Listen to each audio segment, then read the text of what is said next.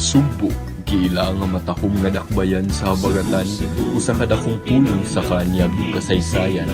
Nagbarog nga ligon gihangad sa Kabisayan ug Mindanao. Labing unang lungsod sa Pilipinas nga giduaw ni Ferdinand Magellan. Nagdala sa kasaysayan sa matag suok niini. Ang mga karaang simbahan, mga kuta ug mga monumento nagpamatuod sa lig-on nga pundasyon nga gitukod sa mga nangagi nga henerasyon. Bisan pa man sa paglabay sa panahon, ang Sugbo nagpadayon sa pag-uswag, samtang represerbar ang mga bilinhong panulundon sa nangagi.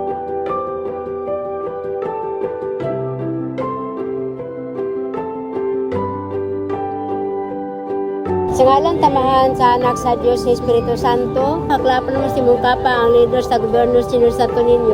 Niya po karon sa nanginabuhi. Akong gisaligan sa tanan, hasta ko mga anak ka ng eskwela, programa sa libro ng mga apel, magibidiri tanan. Ang panawagan, palapdan pa nila ang ilang serbisyo, ikalipay sa tibuok, katauhan sa tibuok kalibutan.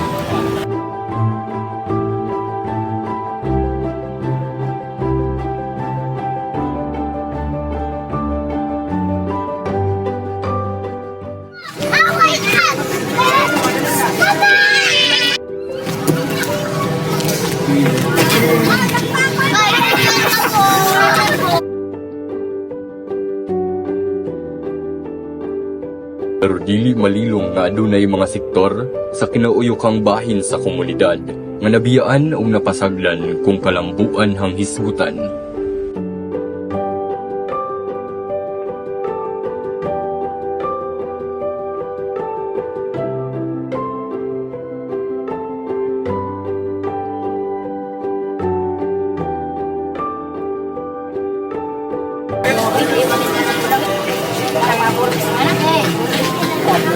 Kita nga mga pobre, ihimo nga tang.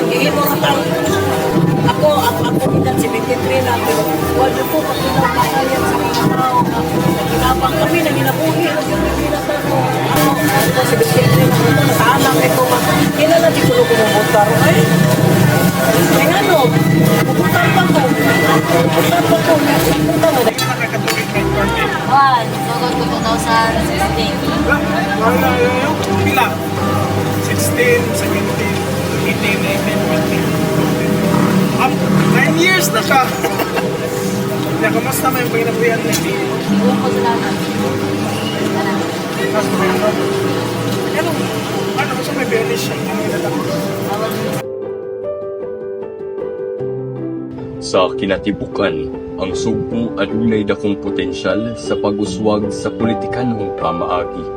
Apan aron maabot kini nga tumong, kinahanglan nga atong suportahan ang mga pagbag-o sa pagdumala nga magdala og mas maayo nga kinabuhi alang sa tanang Sugboano.